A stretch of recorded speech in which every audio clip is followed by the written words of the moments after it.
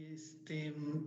la presentación de hoy, como se anunció, y luego de ver cómo va a estar la economía internacional, vamos a hablarles de los pronósticos de la economía guatemalteca para 2020 y 2021. Como siempre, nuestros pronósticos se basan en una serie de premisas primero les comparto cuál sería el marco de las políticas públicas. La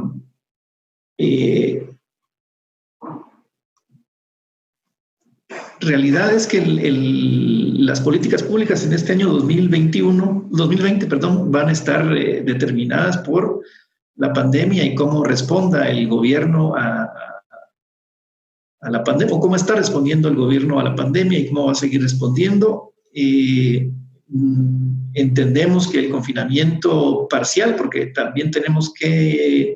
indicar que el confinamiento decretado en Guatemala, a diferencia del que se decretó en otros países, no es tan estricto, aunque sí afecta a algunas actividades más que a otras. Es algo que se va a ir desescalando gradualmente. También encontramos en el ámbito político que la inicial opinión pública favorable a las medidas del presidente Yamatei va a ir, o está ya disminuyendo gradualmente, a lo largo, conforme se acerca el fin de año y especialmente en 2021, los montos tan grandes de estímulo fiscal que se han dado para los estándares históricos de Guatemala se van a volver una pieza de fricción política que va a implicar alguna limitación para el accionar del gobierno, y que ese paquete de estímulo fiscal va a ser utilizado, pero no en su totalidad, y eso también va a tener implicaciones que vamos a ver más adelante. Nuestros pronósticos para este año y el siguiente se basan en una serie de premisas y supuestos. Yo creo que el más importante de todos es que estamos a merced de cómo evolucione la epidemia. Y nuestro escenario central es que a partir de la tercera o cuarta semana de agosto empiece el proceso de desescalada de las medidas de confinamiento. Y ese supuesto es clave. Si ese supuesto no se cumpliera, tendríamos que revisar nuestras estimaciones de producción a la baja, y el resto de variables también tendrían que ser revisadas hacia un escenario más recesivo, tal como Juanjo nos compartía en su caso en cuanto a la economía mundial. Así que ese es el supuesto principal, y creo que hay que tenerlo muy en cuenta, porque este año es muy atípico y estamos en una continua vigilancia y monitoreo de las variables económicas para determinar revisiones que normalmente no hacemos tan frecuentemente en COPADES, pero que ahora estamos obligados por las circunstancias a estar revisando permanentemente. Por lo demás, nuestros supuestos de una política fiscal frágil y cada vez más, una política monetaria que se acomoda a la política fiscal y que trata de mantener un marco ortodoxo con precios estables, incluyendo un tipo de cambio bastante estable a pesar de las circunstancias. Pero insistiendo en la premisa de una evolución de las variables económicas que va a depender de la evolución de la pandemia, es importante enfatizar que nuestro supuesto es que la reapertura o la desescalada del confinamiento va a empezar después de la primera quincena de agosto. Y entre otros modelos, les presento este es de Laboratorio Nacional de Los Álamos en Estados Unidos, y como ustedes saben, en la mayoría de países que antecedieron a Guatemala en el combate a la pandemia y que ya están en procesos de reapertura o de desescalada, el factor clave ha sido la tasa de contagios. Y el laboratorio Los Álamos nos indica que en un escenario muy optimista, la tasa de contagios en Guatemala estaría llegando al 1% a finales de este mes, pero en un escenario más moderado, en un escenario medio, la tasa estaría llegando al 1% después de la primera quincena de agosto. Y ese 1% es clave porque es en la medida en que la tasa de contagios llega a ese 1% y baja del 1%, es que las economías están en mejor posición para reapertura de sus actividades. Por supuesto que está presente el caso peor que aquí en las proyecciones de Laboratorio Los Álamos, pues no, solo son 6 semanas de proyección y no llegaría en el peor escenario ni cerca del 1% a mediados de agosto. Así que por el momento nuestra premisa es que después de la primera quincena de agosto podría empezar el proceso de apertura gradual y en eso basamos en gran medida nuestras proyecciones. Miremos primero cómo va la producción de bienes y servicios o cómo iba la producción de bienes y servicios a abril, que es la fecha más reciente que hay del IMAE, el índice mensual de actividad económica. Como pueden ver ahí, ya en abril registraba una caída interanual en su serie de tendencia ciclo bastante drástica. Nosotros en Copades calculamos el índice mensual de actividad económica con un promedio móvil que suaviza la tendencia, pero que también marca una tendencia a la baja. Y hemos seguido los indicadores que en varias oportunidades compartimos con ustedes, incluyendo la propia percepción de expertos en materia económica, el índice de confianza de actividad económica que calcula el Bancoat con base en una encuesta de este grupo de expertos, entre los cuales se incluye Copades, marca una tendencia a la baja del índice de confianza. Mejoró un poquito de abril a mayo, pero todavía está por debajo del 50%, que es la línea que dice cuando hay perspectivas de aumento en la actividad económica. Estamos entonces claramente en un periodo de perspectivas a la baja. Una serie de indicadores lo confirma. Este es el indicador de demanda de energía eléctrica a nivel nacional, medida por megawatts demandados. Ustedes pueden ver que en la primera parte del año, cuando antes de decretarse la pandemia, la demanda de energía eléctrica estaba en niveles muy superiores a la demanda promedio de energía eléctrica a partir de el momento en que se declaran las medidas de restricción. Aquí podemos ver el comportamiento el consumo efectivo de energía eléctrica que ya para el mes de junio mostraba cifras negativas con una tendencia clara a la baja. La movilidad se ha reducido en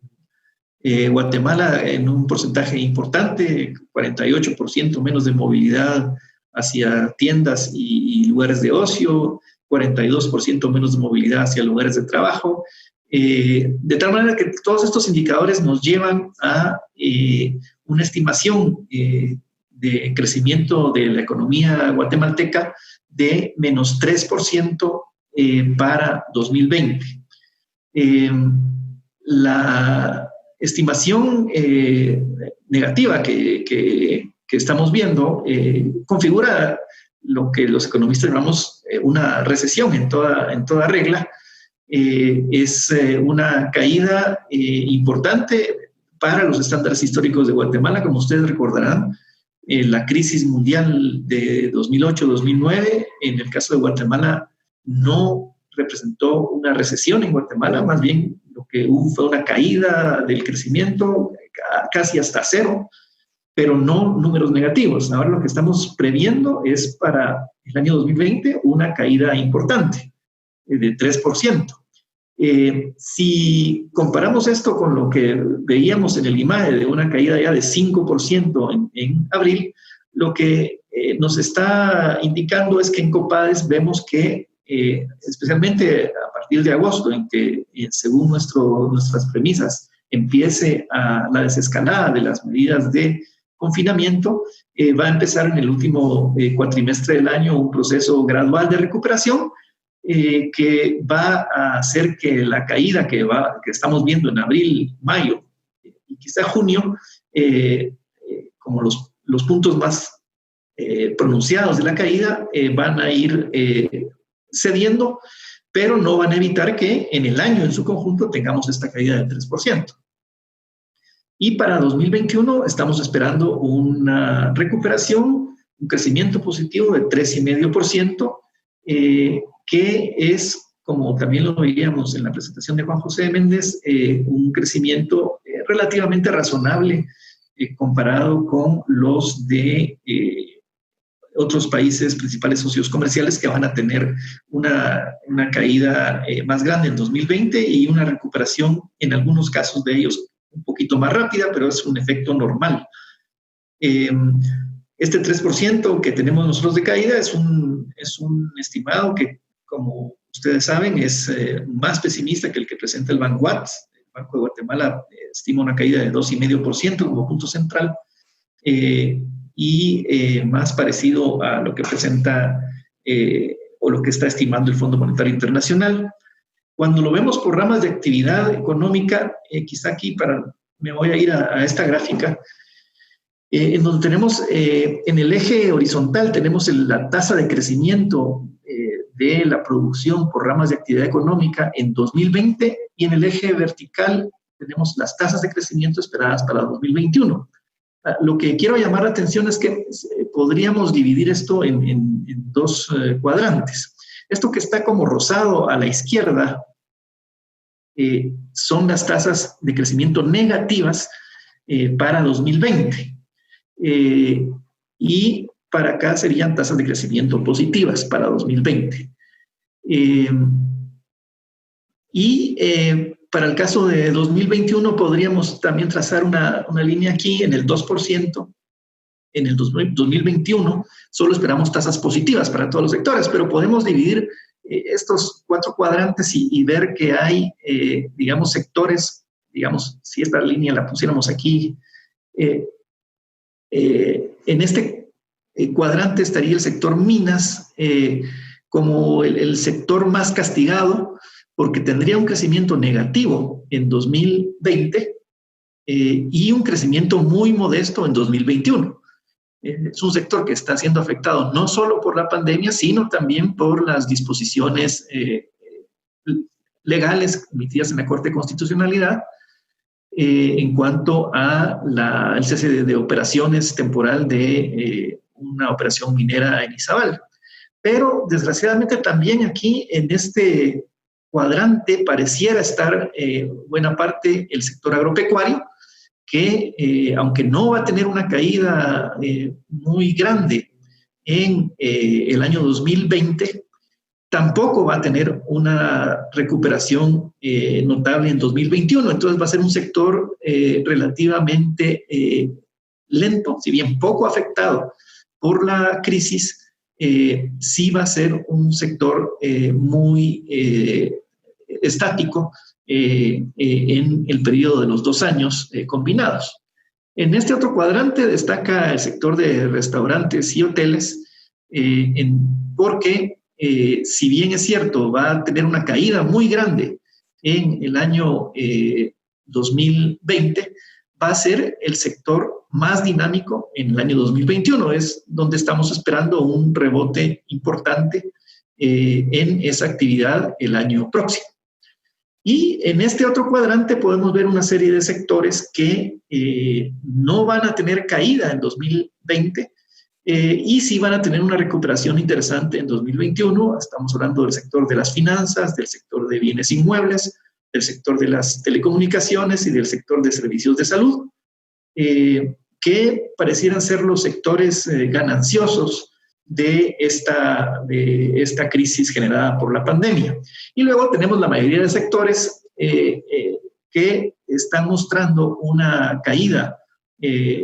relativamente grande en 2020, pero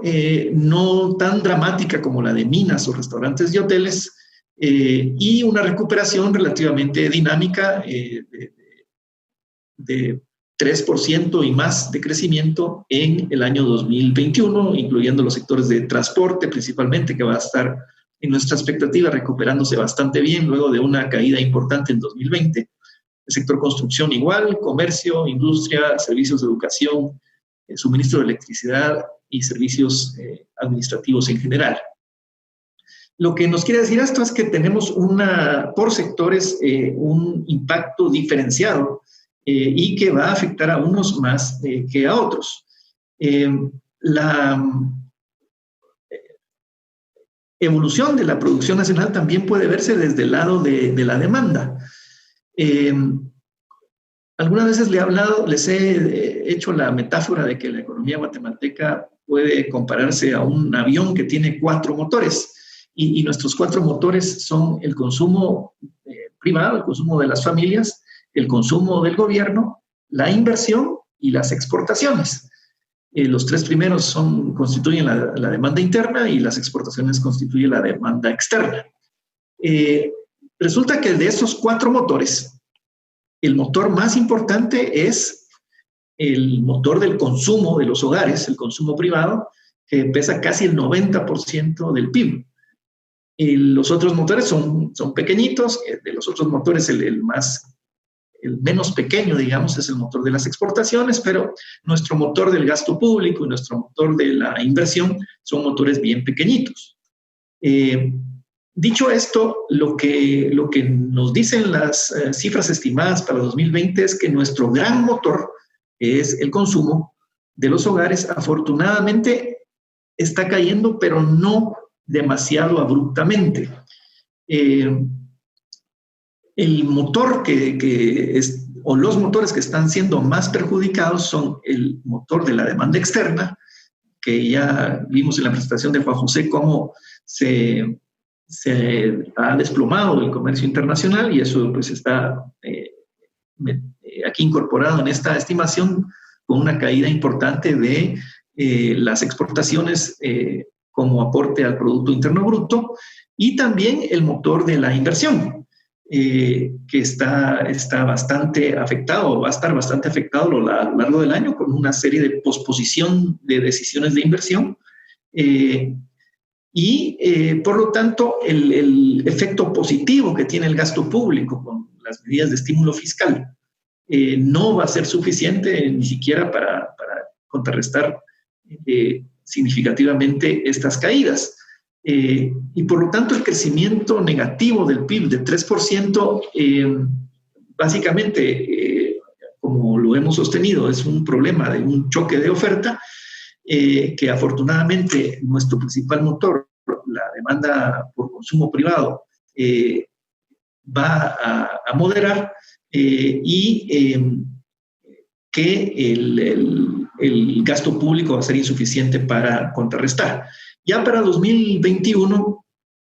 pues todos los distintos componentes de la demanda van a tener un comportamiento positivo, y van a contribuir a este crecimiento de 3,5% esperado para 2021. Lo que sí tenemos que enfatizar es que la pandemia y su efecto económico va a implicar un costo importante para la trayectoria del crecimiento económico del país. Aquí ustedes pueden ver que en la línea roja cuál habría sido el crecimiento del PIB, o el nivel más bien del PIB a precios constantes, si no hubiese habido pandemia. El hecho de que se haya producido la pandemia lo que hace es que haya una pérdida neta de producción, incluso tomando en cuenta la recuperación esperada para 2021. En otras palabras, la recuperación de 3,5% de crecimiento para 2021 no va a implicar retornar a los niveles de producción que se habían previsto antes de la pandemia. Y por lo tanto, estamos hablando de que la pandemia va a ocasionar una pérdida, o está ocasionando ya una pérdida neta de producción importante. En términos reales, estamos hablando de más de 60,000 millones de quetzales. Y en términos de crecimiento porcentual, aquí abajo a la derecha pueden ver que el crecimiento que hubiéramos tenido acumulado entre 2019 y 2021, es decir, un crecimiento de 2 años, habría sido de 7%. Con la pandemia, el crecimiento apenas es de 0.4%, quiere decir que hay una pérdida de más de 6,5 puntos de producción del Producto Interno Bruto que se van a perder por efecto de la pandemia en el periodo de 2 años, 2020-2021. Y eso se va a hacer notar en el empleo. Si bien la caída en la producción en 2020 de menos 3% es, digamos, relativamente moderada comparada con otros países, y la recuperación es relativamente buena para 2021, el efecto del empleo, según nuestras estimaciones, va a ser de un impacto todavía más grande que la producción y de una duración más prolongada. De hecho, y haciendo las salvedades de que la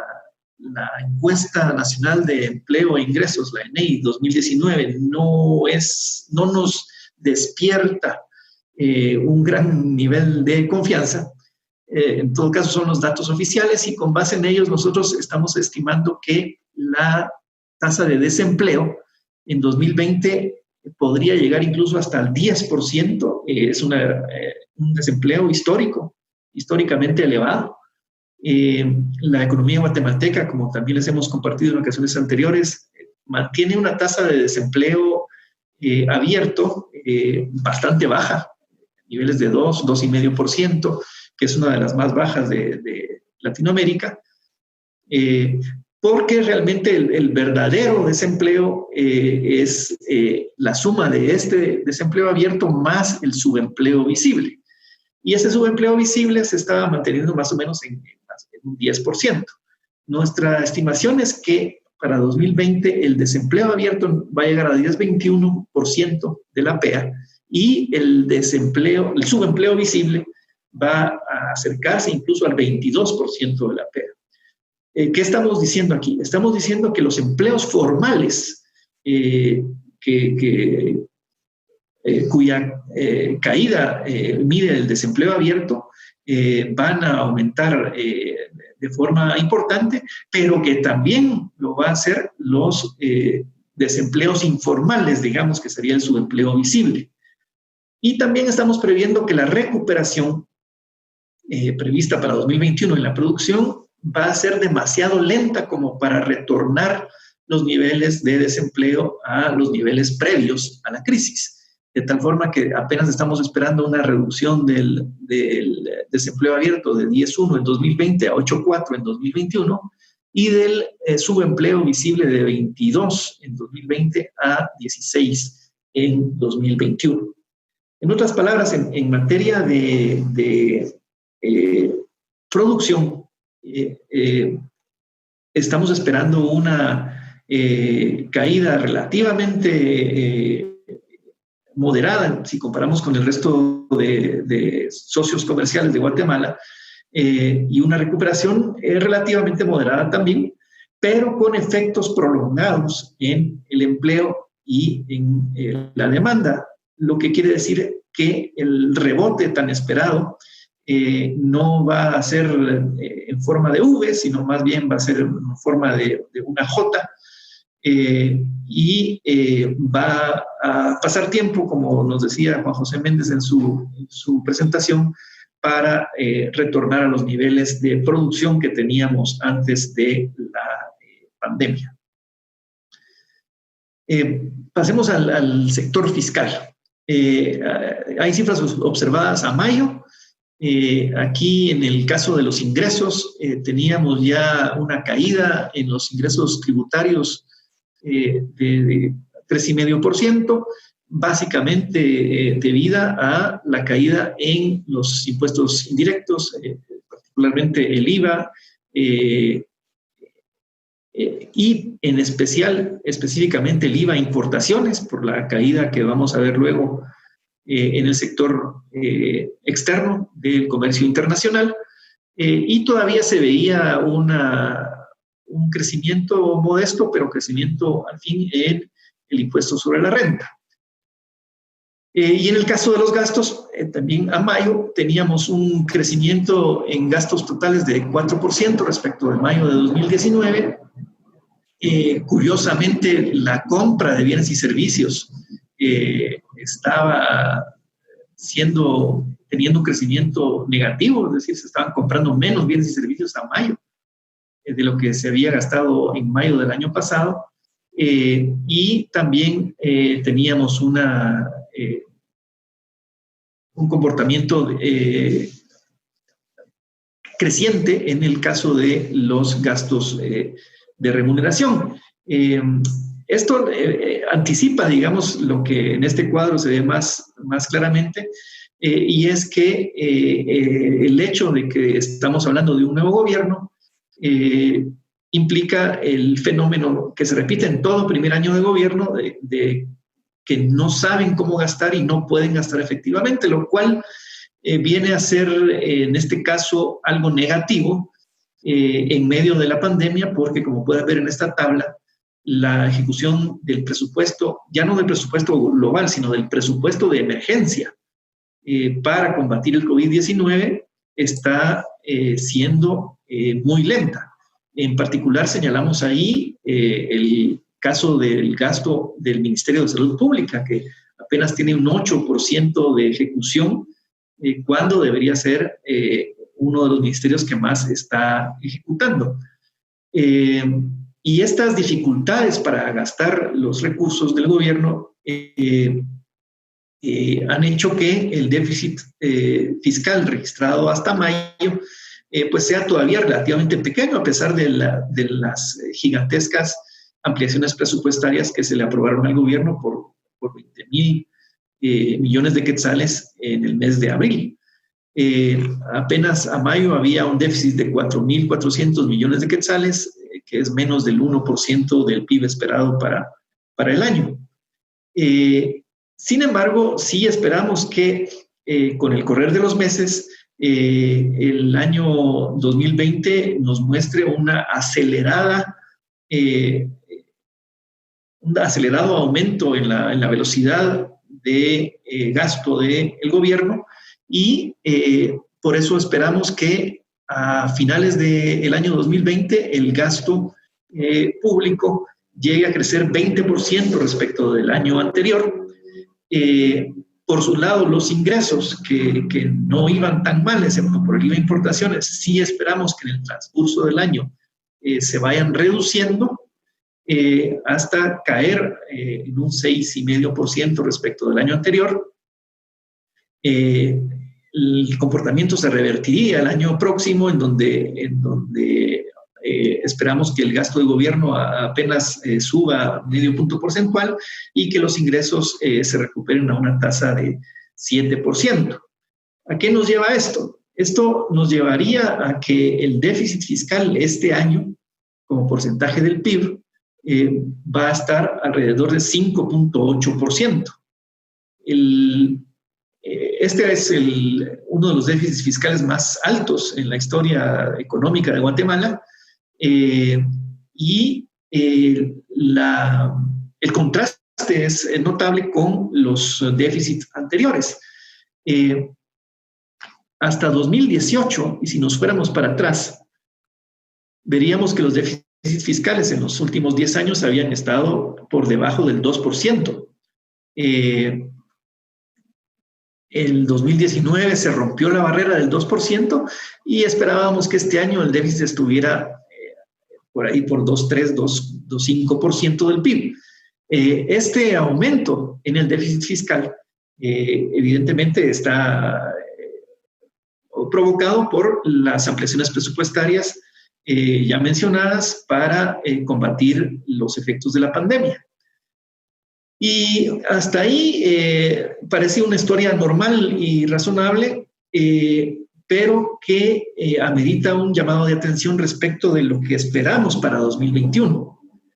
El comportamiento que estamos esperando para 2021 es el de un presupuesto estatal que va a ser, en cuanto a techo presupuestario, muy posiblemente similar al de este año. ¿A qué nos referimos? El gobierno y la ley orgánica del presupuesto así lo manda. Prepara un presupuesto cada año. El proceso presupuestario ya está en marcha y van a presentarlo al Congreso en septiembre de este año, el presupuesto para 2021, pero políticamente va, como lo poníamos en nuestras premisas y en los supuestos de nuestros pronósticos, políticamente va a implicar una batalla interesante en el Congreso, no solo con la oposición, sino que con las propias bancadas, que son múltiples, que apoyan al gobierno y que en alguna medida van a estar interesadas en beneficiar a sus votantes con estos recursos. Y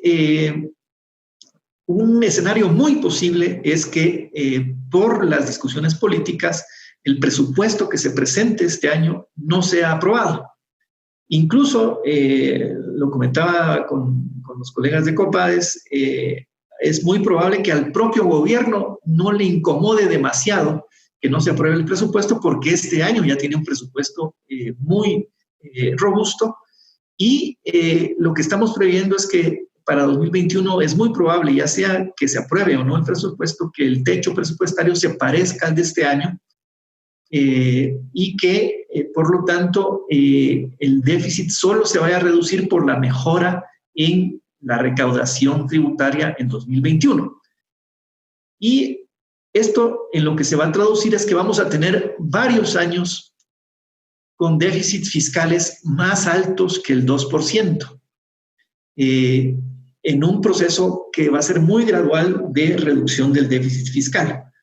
Ese es el escenario que estamos previendo, y por eso es que todavía para el año 2021, aunque para entonces posiblemente, y esperemos que así sea, la crisis ya haya pasado, todavía vamos a tener un déficit fiscal significativo en 2021, y no descartamos que esto va a generar la necesidad de discutir algún tipo de reforma fiscal el año próximo. Esto es especialmente cierto porque los niveles de deuda pública, aunque como porcentaje del PIB todavía están por debajo del nivel crítico de 40%, a pesar del aumento importante que tendrían en 2020, la deuda pública, cuando se miden como porcentaje de los ingresos tributarios, ahí sí ya rebasamos por primera vez en muchos años el umbral crítico del 240%. Eso quiere decir que hay un exceso de deuda pública respecto de los ingresos tributarios que enciende señales de alarma en la comunidad financiera nacional e internacional respecto de la capacidad de pago del gobierno, y por eso les decía es que es muy probable que el próximo año ya se empiece a provocar la discusión sobre alguna reforma fiscal para poder regresar gradualmente a cifras más sostenibles de deuda pública. Pasemos a los flujos externos. Las exportaciones, desgraciadamente todavía no hay datos muy recientes, los más recientes están a abril. A abril las exportaciones estaban creciendo todavía, tenían una tasa positiva de 4.6%, básicamente porque los primeros meses del año fueron muy buenos en términos de exportación.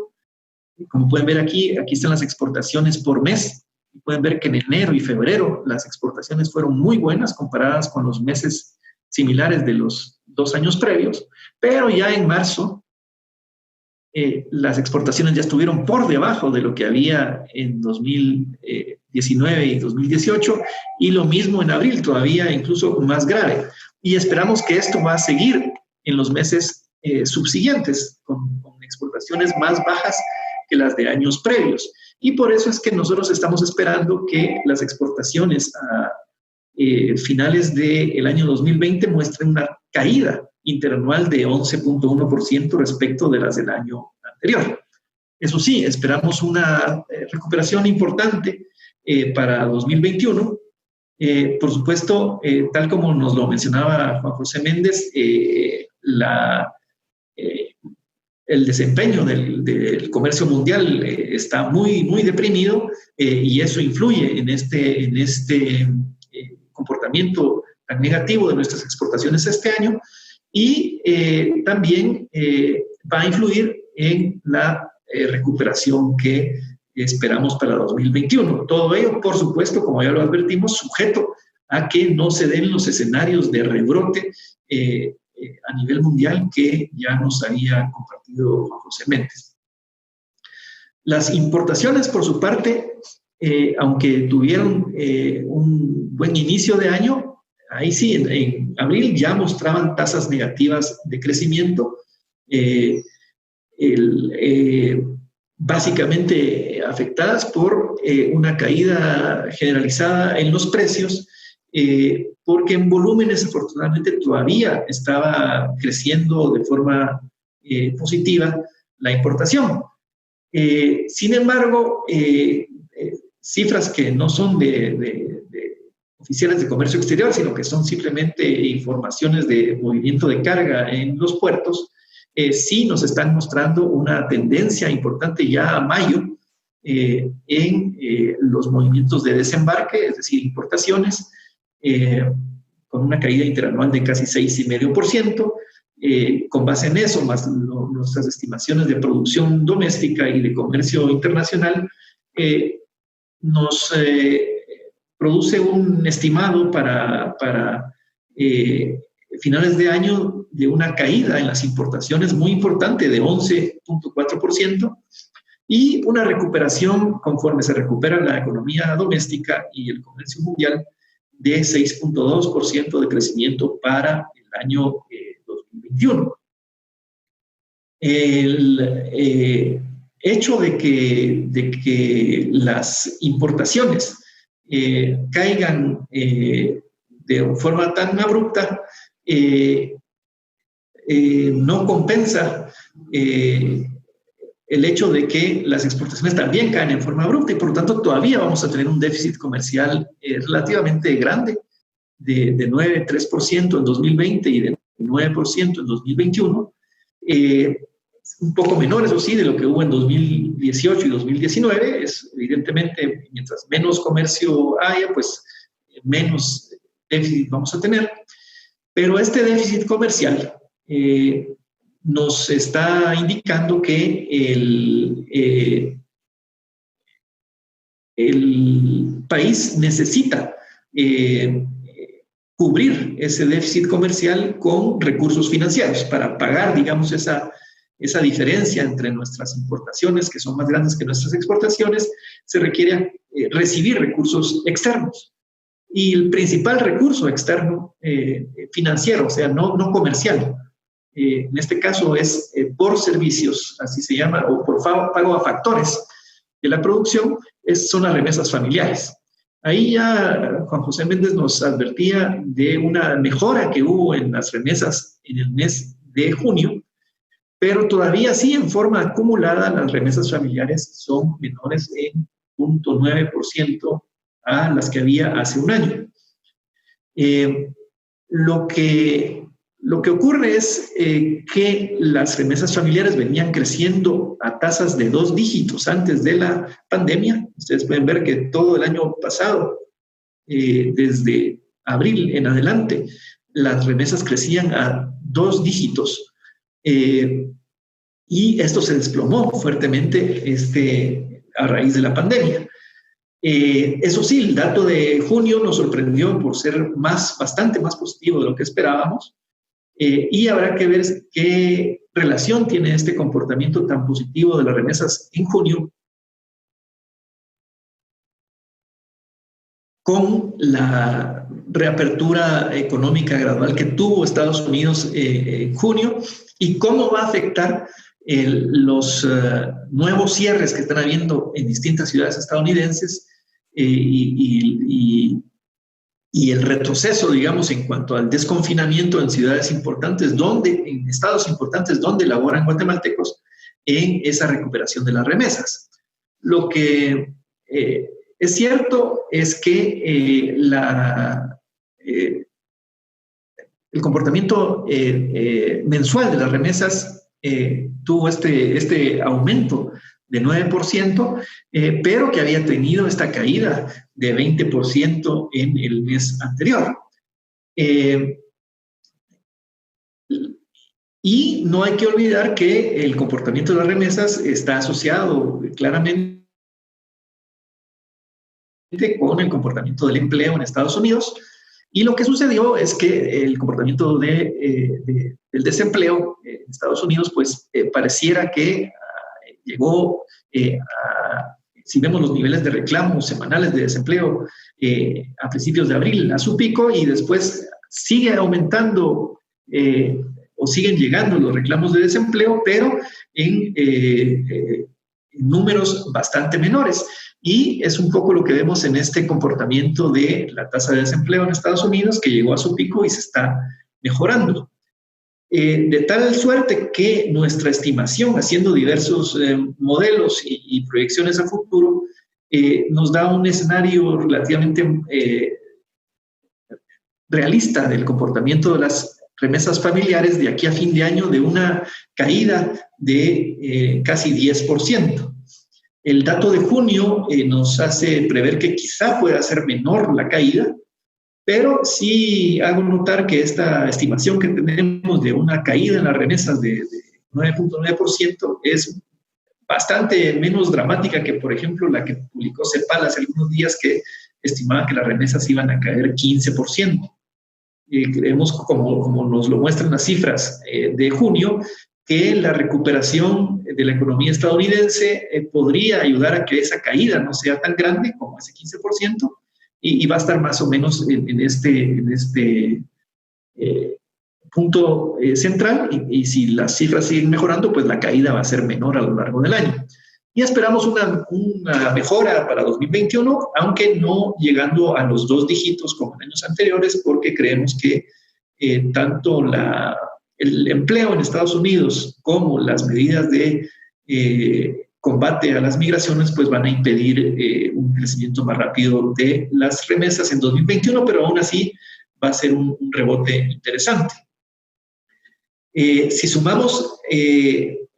este pago a factores de la producción, que son las remesas, resulta que son suficientes los recursos que se reciben como pagos a factores más el intercambio por servicios con el exterior, son suficientes para cubrir el déficit comercial, y de hecho, en lugar de tener un déficit en balanza de pagos, llegamos incluso a tener un superávit, que ya lo tenemos desde hace varios años y que alcanzó un récord de un superávit de 2.4% del PIB en 2019. Para 2020 todavía estimamos, precisamente porque la caída de las remesas no va a ser tan grande,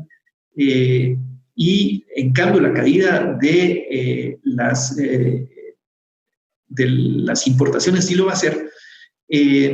todavía estimamos entonces que va a haber un superávit en cuenta corriente de balanza de pagos menor que el del año pasado, pero aún así un superávit importante de 1.6% del PIB, que incluso conforme las remesas se recuperen va a volver a crecer a 2.1% del PIB. El tener un superávit en cuenta corriente de balanza de pagos lo que implica es que el país tiene menos necesidad de financiamiento externo, y que en nuestro caso el financiamiento que se recibe, el financiamiento externo que se recibe, lo que va a hacer es ir a acumularse reservas, porque el país no lo necesita para gastar ni para pagar al exterior. Entonces se acumulan reservas monetarias internacionales. Ya en junio habíamos llegado a casi 17,000 millones de dólares de reservas monetarias internacionales en poder del Banco Central. Nuestra estimación es que se mantenga más o menos alrededor de esa cifra las reservas internacionales, y que todavía crezcan más en 2021. Eso, de nuevo, es buena noticia en el sentido de que los vaivenes de la economía mundial ocasionados por esta epidemia los puede capear mejor la política monetaria cambiaria y crediticia, teniendo ese arsenal, digamos, de reservas internacionales en sus arcas. Y eso es parte de lo que contribuye a que el tipo de cambio se mantenga sumamente estable. Sí, por supuesto, se recuerdan que cuando empezó el confinamiento hubo un comportamiento de pánico en el mercado cambiario y hubo una huida hacia el dólar que disparó el tipo de cambio, pero lo que ocurrió básicamente fue que el Banco Central recurrió a su arsenal de reservas monetarias internacionales, vendió varios millones de reservas y el tipo de cambio regresó a su comportamiento normal. Y de hecho, el resto del año, el Banco de Guatemala ha estado ya no vendiendo dólares, sino comprando dólares para evitar que baje más el tipo de cambio. De tal suerte que básicamente el tipo de cambio se ha mantenido muy estable en torno al 7.70 quetzales por dólar. Y creemos que así va a continuar.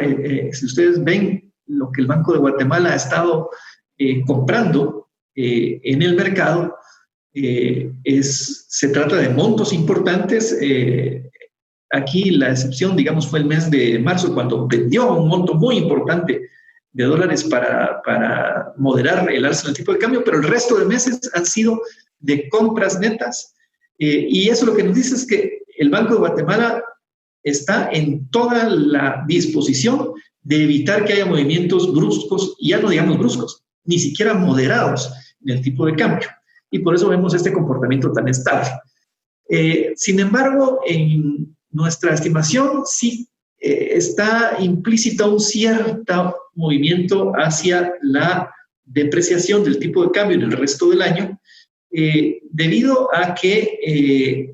si se produce esa caída en las remesas familiares que estamos previendo para el resto del año y la caída en las exportaciones que también estamos previendo para el resto del año,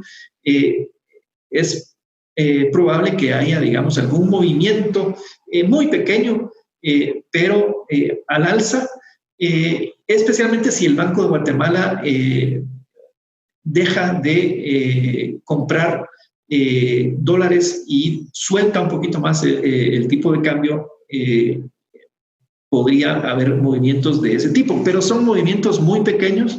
Estamos hablando de prever una depreciación de 1% para este año y un rebote de nuevo con una apreciación para el año que viene, pero en resumen, el tipo de cambio no se movería de los niveles de 7.70, 7.75 que ha mantenido desde 2018 según nuestra previsión. Es una gran estabilidad en el tipo de cambio generada por ese superávit en cuenta corriente y por ese monto de reservas internacionales con que cuenta el Banco de Guatemala. En cuanto a la inflación, tuvimos un aumento interesante en el mes de junio que lleva a la inflación acumulada a niveles de 2.16% en el año de enero a junio y que la saca de esos niveles de precios un tanto deprimidos que tenía hasta abril. La razón de esto es la siguiente: lo que sucedió, digamos, lo que ha mantenido o mantuvo los precios relativamente bajos en los primeros 5 meses del año fue básicamente el comportamiento de estos rubros. Transporte, que básicamente es combustibles, y gastos de vivienda, que incluye también, tal como está compuesta la canasta del IPC, algún combustible para el hogar. Y el repunte que tuvo en junio se debe a un repunte en el rubro de alimentos. Y en alimentos lo que estamos viendo es un alza de precios de los alimentos menos perecederos. Estamos hablando de granos básicos. Los granos básicos tuvieron un fenómeno de aumento de la demanda en estos meses, abril, mayo y junio. En nuestra interpretación, este aumento en la demanda por granos básicos no es para aumentar el consumo, sino que es para almacenar. Es por causas de precaución. y eso es lo que empujó el crecimiento de los precios de los alimentos en estos meses, primeros 6 meses del año. Contrasta, por supuesto, con la caída tremenda que ha tenido el precio del petróleo y, por lo tanto, de los derivados, que se traduce en esta caída de 5% en los precios del transporte y un poco de los gastos de vivienda. La combinación de estos factores, pues lo que hace es que el tipo de cambio, aquí ya estamos hablando de la inflación interanual, se haya elevado un poco en junio, pero nuestro comportamiento esperado en la trayectoria es que se mantenga más o menos dentro de esta franja de confianza y se acerque al final de año a una inflación muy moderada del 2%, porque los efectos de los granos básicos, del precio de los granos básicos, es un efecto que, como es para el almacenaje, no se va a sostener y es posible que la inflación,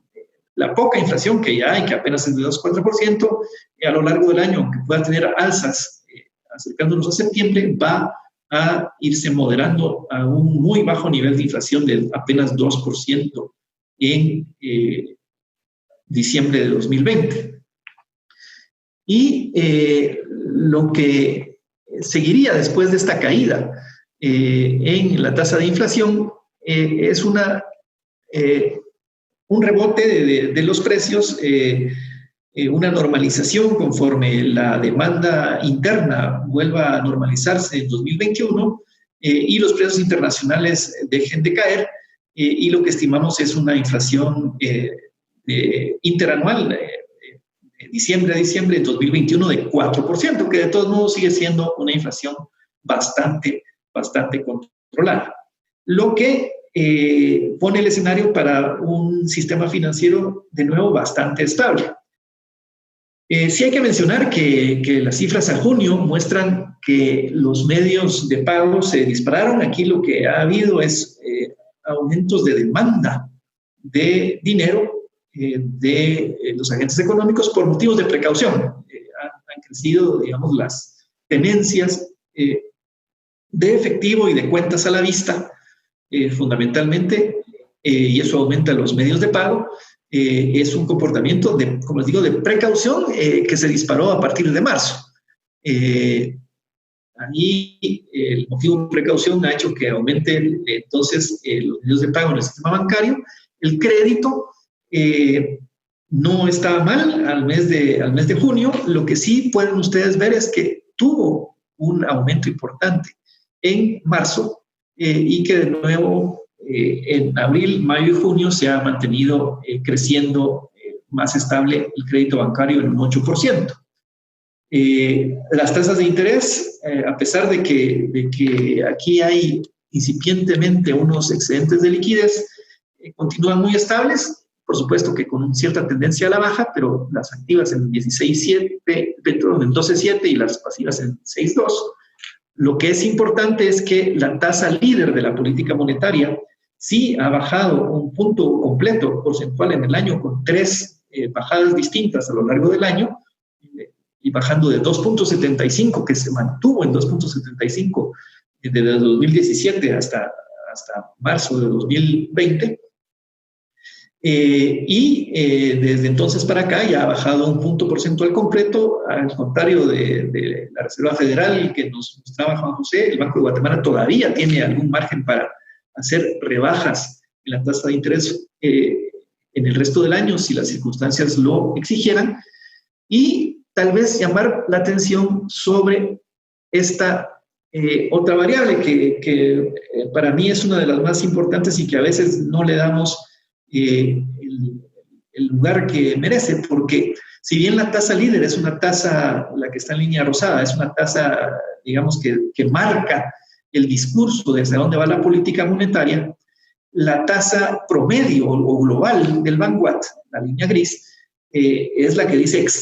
qué es lo que está haciendo el Banco de Guatemala con la tasa de interés, no solo lo que está anunciando. La tasa líder es lo que anuncia, pero la tasa global es lo que realmente hace. Y por fin, después de mucho tiempo, sí se ve una tendencia a la baja en la tasa global del Banco de Guatemala, lo que sí confirma que ahora sí, desde marzo de este año, estamos en presencia de una política monetaria con tendencia al relajamiento o a la expansión monetaria. Nuestras predicciones, sin embargo, es que las tasas bancarias no se van a mover gran cosa. Aunque la tasa líder y la tasa global bajen, vamos a tener unas tasas muy estables en torno al 12.7%, quizás subiendo un poco el año próximo. La tasa en dólares va a estar bastante estable en torno al 6.2%. La tasa pasiva sí va a tener una tendencia a la baja por los excedentes de liquidez y la disposición del público de tener depósitos sin necesidad de incentivos en tasa de interés. Entonces esperamos una pequeña reducción en la tasa pasiva en 2020 lo mismo en la tasa en dólares, más o menos a un 3.1%. Sí hay que hacer notar, y esto más que con las tasas de interés tiene que ver con el tipo de cambio, y cuando vemos el diferencial entre la tasa de interés de largo plazo, en este caso estamos hablando de los bonos del Tesoro de Estados Unidos a 10 años, con las tasas de bonos del Tesoro en Guatemala, tenemos una tendencia, digamos, que ya se ve claramente desde el año pasado de aumento en el diferencial de tasas de interés. ¿Y esto qué quiere decir? Lo que quiere decir es que mientras se mantengan bajas y sigan bajando en el exterior las tasas de interés, los incentivos para sacar capitales y beneficiarse de la prima de interés no van a estar, y las presiones posibles para una salida de capitales y por lo tanto una depreciación del tipo de cambio no existen en el panorama cercano en el país. La cartera bancaria sí ha subido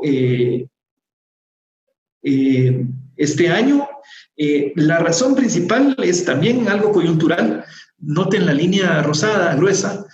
son los préstamos empresariales mayores. Tuvieron un aumento importante durante el mes de marzo. Aquí, de nuevo, estamos hablando de que por razones de precaución y porque tienen mucho más acceso fácil al crédito bancario, las empresas grandes, que se catalogan aquí en el crédito empresarial mayor, acudieron a sus bancos de confianza a hacerse de créditos precautorios para sobrellevar la crisis. Y el resto de créditos, pues, no ha subido tanto. De hecho, el crédito hipotecario para vivienda está bajando y el crédito al consumo también ha bajado, en menor medida, pero también ha bajado. Y a eso se debe, digamos, este aumento en la cartera acumulada, es decir, al crédito empresarial mayor, pero como pueden ver, se estabilizó después, por lo tanto, no esperamos que siga ese comportamiento. De hecho, lo que esperamos es que el crédito bancario tenga un aumento, pero relativamente pequeño en su tasa de crecimiento. Va a tener un crecimiento positivo de 6%, que va a continuar conforme la economía se recupere a un crecimiento de 7,5% en 2021. Y los medios de pago pues se van a mantener luego de que termine este periodo de acumulación de cuentas bancarias por precaución en un 10% de crecimiento en 2021. A lo que tenemos que ponerle mucha atención es al indicador de mora, porque una crisis económica siempre va acompañada de dificultades en pagos en la cartera crediticia y, por supuesto, mientras el crédito empresarial mayor y el crédito al consumo se mantengan con tasas de mora relativamente bajas y con tendencia estable, incluso a la baja, como vemos, no hay motivos de preocupación. Pero si empiezan a reproducirse o a extenderse las tendencias a aumentar la mora, como está sucediendo con el crédito empresarial menor, es decir, con el crédito a las pequeñas y medianas empresas, o el microcrédito, pues hay que tener esta alerta presente, y nosotros vamos a tener especial cuidado con darle seguimiento a este indicador que puede ser importante en los próximos meses. Voy terminando solo para reiterarles que todos estos pronósticos que les hemos dado pueden cambiar si hay un deterioro adicional en el entorno internacional, si las remesas familiares se deterioran en lugar de mejorar. Digamos, la probabilidad de eso es relativamente baja, pero existe. El tema de una inflación bajo control va a depender de que no haya un repunte en los precios internacionales de productos primarios. Los factores internos de gobernabilidad van a determinar también mucho cómo se comporte la economía, porque influyen decididamente sobre las inversiones presentes y futuras. La situación fiscal aparentemente está bajo control, pero es muy frágil y también es una vulnerabilidad que si se deteriora podría poner en riesgo nuestros pronósticos y los temas que hay desgraciadamente en los últimos meses en torno al sistema de justicia, pues también le ponen una nota de alerta a nuestros pronósticos porque pueden degenerar en incertidumbre que afecte la inversión privada. En resumen, nuestros indicadores y pronósticos llaman a esperar una caída del PIB de 3% este año, con una recuperación de 3,5% el año próximo, un PIB por habitante que va a reducirse este año y a recuperarse ligeramente el año próximo, lo que es negativo porque un PIB per cápita que se deprime, pues deprime la demanda agregada y limita la capacidad de consumo del mercado. Tenemos un sector externo en el que esperamos un superávit en cuenta corriente los 2 años, importante porque, digamos, eso mantiene a la economía guatemalteca blindada y protegida de crisis externas o de crisis de fuga de capital, con exportaciones e importaciones cayendo de forma importante este año, pero recuperándose también de forma importante en el 2021. Remesas familiares que sí van a caer, según nosotros, casi un 10%, aunque habrá que esperar cómo siguen evolucionando para recuperarse en 2021 y con eso, pues, cubrir el déficit comercial. Unas cuentas fiscales muy deterioradas, con un déficit histórico de 5,8% como porcentaje del PIB, que no se va a reducir más que 1 punto en 2021, y eso pone una señal de alerta en las previsiones de sostenibilidad de la deuda pública, con una inflación relativamente baja en 2020 y con un rebote que no es muy grave en 2021, lo que contribuye no solo a la estabilidad en las tasas de interés, sino a una gran estabilidad en el tipo de cambio que no se movería de esos niveles de 7,70, 7,75 que hemos visto los últimos 4 años. Con el peso tan grande del consumo privado en el gasto, ¿podríamos esperar una inflación importante en el momento de la desescalada, en el sentido de que el ritmo de la oferta no logre alinearse con la demanda? Ese es un riesgo, pero es un riesgo relativamente bajo, porque como lo hemos sostenido, este shock es de oferta, porque se obliga, digamos, a las empresas a cerrar o a disminuir su producción sin que se vea afectada su capacidad instalada. Y por eso es que los escenarios de recuperación en 2021 para todos los países, incluyendo Guatemala, tienen este rebote, digamos, en la producción, porque se estima que la capacidad productiva no se va a ver excesivamente dañada y que, por lo tanto, la recuperación en la demanda puede ir de la mano de una recuperación similar en la oferta sin que haya mayor estrés en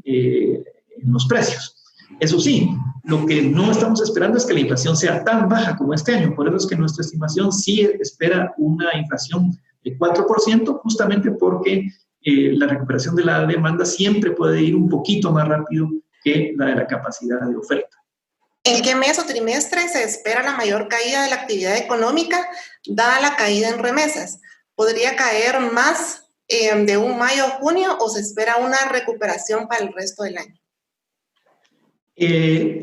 Lo que nosotros tenemos en nuestro pronóstico es el peor momento sería en abril, mayo, junio, con una gradual recuperación el resto del año. Sin embargo, en cuanto a remesas, el comportamiento de junio nos sorprendió por ser más positivo de lo que esperábamos. Y de nuevo, lo digo, habrá que ver si este comportamiento de junio tuvo que ver con la apertura de la actividad económica en ciertos estados en Estados Unidos, apertura que resultó ser un poco prematura y que se está dando marcha atrás en esos estados. En todo caso, la